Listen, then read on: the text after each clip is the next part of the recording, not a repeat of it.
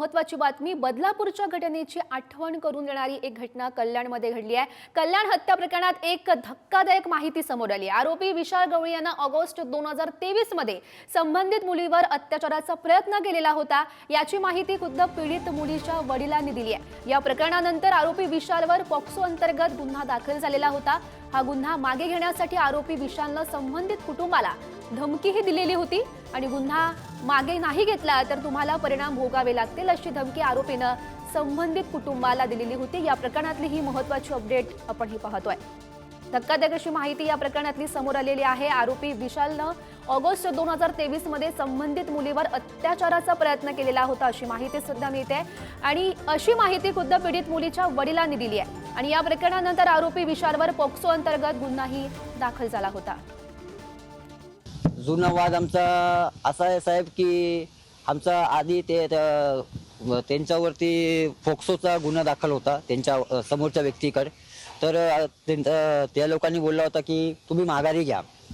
तर आम्ही बोललो आम्ही माघारी घेणार नाही, आम्ही हे करणार। तर आम्ही सिनियर पीआयला परत कोळसेवाडीमध्ये जाऊन सांगितलं की साहेब हा धमकी देतो माणूस। तर सिनियर पीआयने त्याला बोलून घेतला आणि त्याला दम दिला म्हणजे तू त्याला परत तू काय धमकी दिला तुझे हातपाय तोडून टाकणार, तुला आत्मही टाकणार। तो बोलला नाही देणार। तर हा माणूस तिकडनं आल्यावरती आणि आम्हाला बायकोला आणि आम्ही सर्व बाहेर होतो म्हणतो की तुमको भारी पडेगा और तुमको दिख के आएगा, समझ में आएगा, अभी नहीं आएगा बाद में समझ में आएगा असा त्यांनी इशारा मला पूर्ण दिला होता साहेब।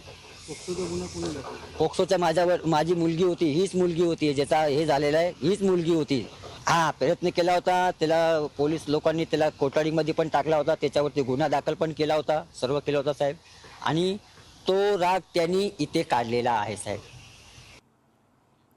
तर बदलापूरच्या घटनेची आठवण करून देणारी आणखी एक संतापजनक बातमी कल्याणमधील अल्पवयीन मुलीवर लैंगिक अत्याचार करून तिची हत्या करणारा मुख्य आरोपी विशाल गवळी याला बुलढाण्यातून अटक झाली आहे। विशाल गवळी हा त्याच्या पत्नीच्या घरात लपून बसलेला होता। पोलिसांना चकवा देण्यासाठी आरोपी विशाल सलूनमध्ये दाढी करून लूक बदलत असताना पोलिसांनी त्याला बेड्या ठोकल्या। विशेष म्हणजे अल्पवयीन मुलीच्या मृतदेहाची विल्हेवाट लावण्यासाठी आरोपीच्या पत्नीने मदत केल्याची धक्कादायक अशी माहिती पोलीस तपासातून आता समोर आली आहे।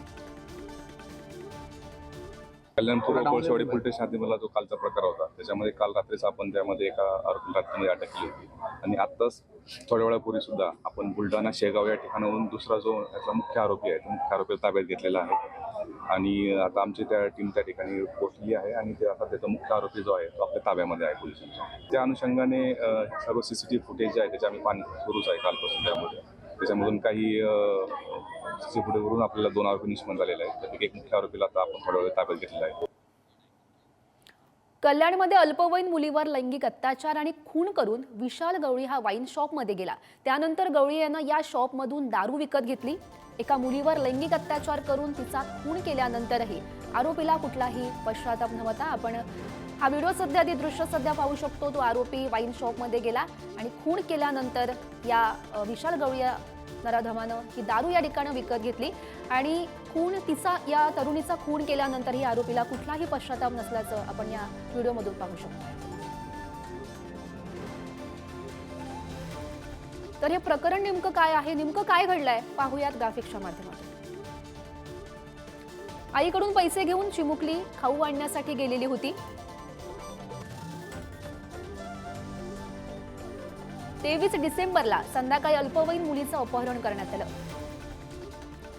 मुलगी परत न आल्यानं आई वडिलांकडून शोध सुरू झाला।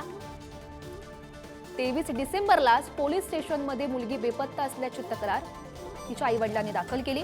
24 डिसेंबरला बाभळगाव परिसरात मुलीचा मृतदेह सापडला। पोस्टमॉर्टम रिपोर्टमध्ये लैंगिक अत्याचार करून हत्या झाल्याचं उघड झालं। बुलढाण्यातून मुख्य आरोपी विशाल गवळी याला अटक या संदर्भात करण्यात आली आहे। तर याच प्रकरणावरून राजकीय प्रतिक्रिया सुद्धा समोर येत आहेत, त्याही पाहूया।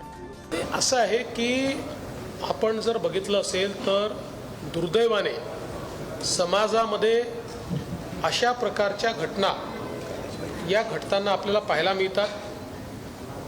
याच्यावर उपाय जो आहे तो एकीकडे वेगानं न्याय व्यवस्थेनं न्याय देणं आणि दुसरीकडे समाजामध्ये अवेअरनेस तयार करणं। कारण आपण बघितलं असेल तर अत्याचाराच्या घटनांपैकी 95% घटना नातेवाईक किंवा ओळखीच्या लोकांकडनं होतात. नाही, खूपच दुर्दैवी घटना आहे आणि पोलिसांनी आरोपीला पकडलेलं आहे बुलढाण्यातून आणि त्या आरोपीवरती कठोर अशी कारवाई, ज्या काही कलम आहेत ते कलम त्याच्यावरती लावले जातील आणि कठोरातली कठोर कारवाई, त्याला फाशी कशी होईल त्याच्यासाठी सरकारच्या बाजूने पूर्णपणे ताकदीने प्रयत्न जे आहे कोर्टामध्ये केले जातील आणि त्याला नक्कीच फाशी होईल. तर कल्याणमध्ये ही संतापजनक घटना घडल्यानंतर राजकीय स्तरातून सुद्धा प्रतिक्रिया उमटत आहेत. आपण त्यावेळीचे दृश्य पाहतोय, ज्यावेळी ह्या विशाल गवळीला पोलिसांनी ताब्यात घेतलेलं होतं त्यावेळीची ही दृश्य. तर विशाल गवळी याच्या क्राईम रेकॉर्डवर एक नजर टाकूया. विशाल गवळी हा सराईत गुन्हेगार आहे. विनयभंग, जबरी चोरी, मारहाण या संदर्भात 6 गुन्हे त्याच्या संदर्भात दाखल झालेत. पूर्वीच्या 2 प्रकरणात जिल्ह्यातून त्याला तडीपार करण्यात आलेलं होतं. अलीकडेच जामिनावर बाहेर आल्याची पोलिसांनी माहिती दिली. विशालची यापूर्वी 2 लग्न झाल्याची माहिती मिळते. कल्याण पूर्वेत विशाल गवळी याची प्रचंड दहशत पाहायला मिळते. राजकीय वरदहस्त असल्याची ही चर्चा सध्या रंगू लागली आहे.